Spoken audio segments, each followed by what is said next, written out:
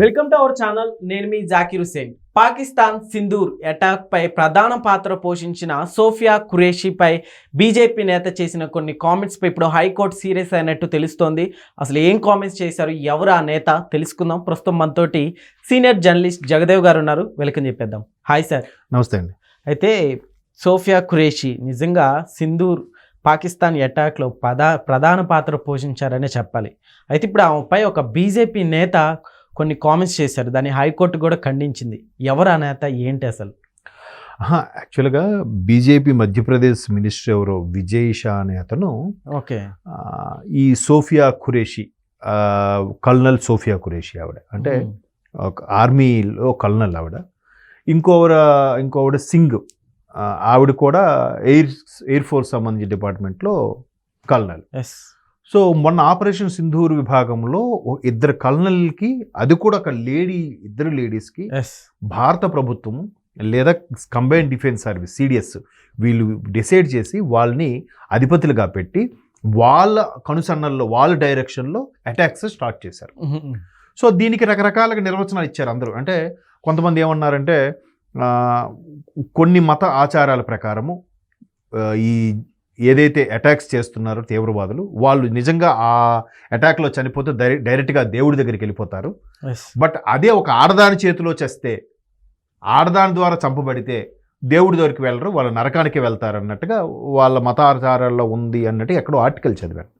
So ఆ ఉద్దేశంతో భారత ప్రభుత్వం కానీ భారత సైనిక వ్యవస్థ కానీ పెట్టకపోవచ్చు, కానీ వాళ్ళ పనితీరు ప్రకారం వాళ్ళు ప్రమోషన్స్లో అగ్రెసివ్గా ముందుకెళ్ళడం వల్ల మేబీ భారత ప్రభుత్వం వాళ్ళకి బాధ్యత అప్పగించుండొచ్చు. సో ఇంతకుముందు చాలా వరకు మేలే ఉన్నారు. ఇప్పుడు ప్రెస్ మీట్ పెట్టినా కూడా ఎయిర్ చీఫ్ మార్షల్, లేదంటే నేవీలో అడ్మిరల్, చీఫ్ అడ్మిరల్ అంటారు నేవీకి హెడ్, అలాగే ఆర్మీకి జనరల్ అంటారు. సో వీళ్ళందరూ జెంట్సే ఉన్నారు. బట్ కల్నల్స్ వీళ్ళిద్దరుగా ఉండడము, వీళ్ళకి ఆ బాధ్యత అప్పచెప్పడము, ఆపరేషన్ సింధూర్ ఏదైతే ఉందో ఆ సుమారుగా 9 స్థావరాల మీద అటాక్స్ చేస్తే 80 మంది తీవ్రవాదులు చచ్చారు. మొన్న అంటే సరిగ్గా గత వారం మిడ్-నైట్ 1 గంట అంటే 1:05 నుంచి 1:15 మధ్యలో 9 స్థావరాల మీద అటాక్స్ చేయించారు. బికాస్ ఆఫ్ వీళ్ళ డైరెక్షన్, వీళ్ళ యొక్క సారథ్యంలో. సో అప్రిషియేట్ కదా. సో దానికి కొంతమంది ఎలా ఆర్టికల్ రాశారంటే వాళ్ళకి చెప్పెట్టేలాగా మహిళలతోనే చేయించారు, శభాష్ ఇండియా, భారత మాతాకి జై, నిజంగా మోదీ గారు ప్రభుత్వం చాలా బాగా చేసింది అనుకున్నారు. పక్కన పెడితే అంత బాగా చేసిన వాళ్ళందరినీ కూడా, అంటే మతాలకు అతీతంగా సెక్యులర్ దేశం అని చెప్పడానికి ఒక ఖురేషీ గారు ఒక మతానికి చెందిన ఆవిడైతే, ఈ సింగ్ ఈవిడ ఒక మతానికి చెందిన ఆవిడ కదా. సో ఇట్లాంటి భారతదేశం కోసం సర్వమత సమ్మేళనాలు కూడా అందరూ పనిచేస్తూ భారత మాతకి జై అని సమైక్యత చాటుతూ పాకిస్తాన్ వ్యధల మీద విరుచుకుపడుతుంటే ఈ కూటమి ప్రభుత్వంకి అందరూ గర్వంగా మేసం వేలేస్తున్నారు. మా కూటమి ప్రభుత్వం మంచి నిర్ణయాలు తీసుకుంటుంది. నిన్న లేదు మొన్న కిషన్ రెడ్డి గారు కూడా ఒక ప్రెస్ మీట్లో అదే చెప్పారు. నిజంగా మోదీ గారి నేతృత్వంలో భారత ప్రభుత్వం వాళ్ళకి పాకిస్తాన్లకు సరైన చెంపపెట్టులాగా మంచి ఆన్సర్ ఇస్తోంది అన్నట్టుగా అంత గర్వపడుతున్న నేపథ్యంలో ఆ పార్టీకి చెందిన వ్యక్తి ఆ ఖురేషీ అనే ఒక ఫిమేల్ని అసభ్యకరంగా ఆమె వ్యాఖ్యలు చేయడం, మతపరంగా వ్యాఖ్యలు చేయడము, లేవనెత్తి అనేది, మరి అటు వ్యాఖ్యలు చూడలేదు. కానీ నేను న్యూస్లో అయితే చూశాను, ఆయన ఏం వ్యాఖ్యలు చేశాడు అనేది నేను చూడలేదు. కానీ అంటే అదైతే వైరల్ అవుతుంది ఇప్పుడు. ఎంతవరకు కరెక్ట్ ఇది కదా? అంటే కావాలనే బీజేపీ ముసుగులో ఉన్నవాడు అలాగా బీజేపీకి ఎంత మంచి పేరు వస్తుంటే దాన్ని బదనాం చేయాలని ఎవడైనా అమౌంట్ తీసుకుని అలా చేస్తున్నాడా, లేదా నిజంగా కావాలనే నేము ఫేమ్ కోసం? ఇప్పుడు చూడండి, ఎవరికైతే బాగా నేమ్ వస్తుందో వాళ్ళ మీద అటాక్ చేస్తే వీడికి కూడా పేరు వచ్చేస్తుంది ఆటోమేటిక్. అలాంటి ఉద్దేశంతో చేశాడో తెలియదు, మేబీ. లేకపోతే బీజేపీ ప్రభుత్వానికి సంబంధించిన మంత్రి అయ్యుండి అట్లా ఎలా వ్యాఖ్యలు చేస్తాడండి అసభ్యకరంగా? సో ఇప్పుడు హైకోర్టు ఆ వ్యాఖ్యల్ని సుమోటోగా స్వీకరించి ఒక పోలీసులకి ఆయన మీద కేసు ఫైల్ చేయడం అని చెప్పిందంట. న్యాయాలు, కోర్టులు కూడా అన్ని వేళల్లో ఒకేలాగా స్పందించవు. సరే, ఇప్పుడు దేశమంతా సార్వభౌమాధికారం మీద సమైక్యత కోసం కొట్టుమిట్టాడుతుంటే మీరేంటి అసలు ఇలాంటి టైంలో ఇలాంటి వ్యాఖ్యలు అవసరమా?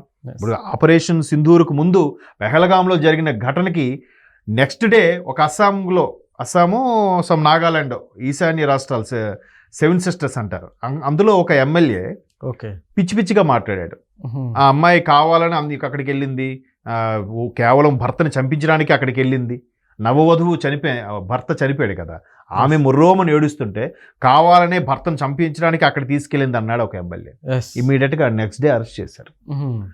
మరొకడు ఛత్తీస్గఢ్ నుంచి ఒక యువకుడు ఇన్స్టాలో పోస్ట్ చేశాడంట, వీళ్ళందరూ ఓవర్ యాక్షన్లో అక్కడికి ఎందుకు వెళ్ళి ఫోటోలు దిగాలి, అందుకే టెర్రరిస్టులు వేసేసారు అన్నట్టుగా. అది ఎంతవరకు అంటే అది అలాంటి వాడిని ఏం చేయాలి అసలు కదా?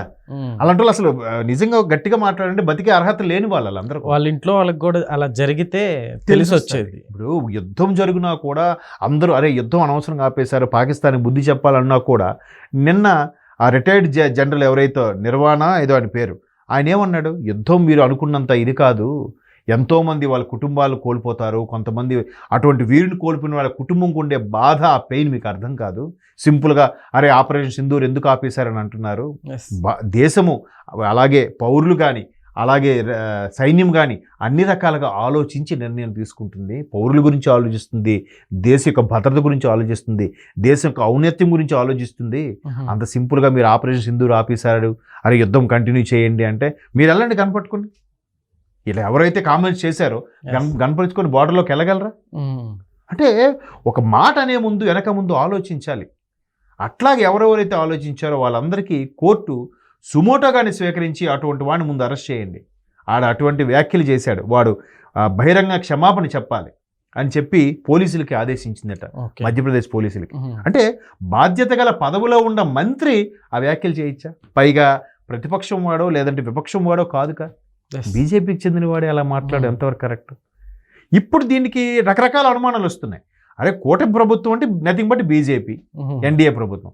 అరే బీజేపీకి ఎంత బాగా పేరు వస్తుంది, సరైన నిర్ణయం తీసుకున్నారు, ఆపరేషన్ సింధూర్తో ఎంత బాగా చెక్ పెట్టారు. మరోవైపు ఎయిర్ ఫోర్స్ బేస్మెంట్కి వెళ్ళి ప్రధాని జాతిని ఉద్దేశించి ప్రసంగించి ప్రతి ఒక్క ఎయిర్ ఫోర్స్ ఉద్యోగిని భుజం తట్టి శభాష్ అని చెప్పి వాళ్ళతో భారతమాతకి జై అని చెప్తుండే ఒక్క దేశ ఖ్యాతితో పాటు ప్రభుత్వ ఖ్యాతి కూడా పైకి తీసుకొస్తున్న తరుణంలో ఆ పార్టీకి చెందిన వ్యక్తి అలా మాట్లాడడం సబబు అంటారా?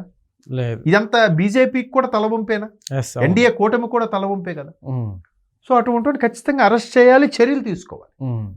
అప్పుడు మిగతా వాడు ఎవడైనా అలాగా మా పార్టీయే కదా, మా ప్రభుత్వమే కదా, మమ్మల్ని ఎవడేమంటాడు, అది కరెక్ట్ కాదు.